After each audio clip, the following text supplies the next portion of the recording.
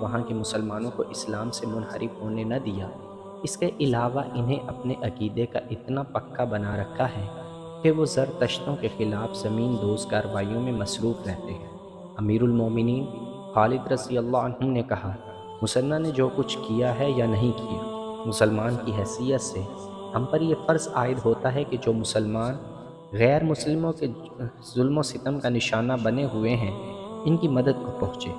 کیا تم یہ مشورہ دیتے ہو کہ ہمیں ایرانیوں سے ٹکر لے لینی چاہیے؟ خلیفہ رضی اللہ عنہ نے پوچھا۔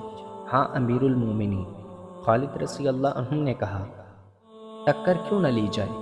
یہاں تو صورتحال کچھ اور ہے۔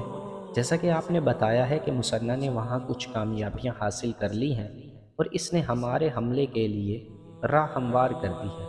شب خون اور چھاپے مارنے والے اتنے ہی کر سکتے ہیں جتنا مسنہ نے کیا ہے، وہ کسی علاقے پر قبضہ نہیں کر سکتے۔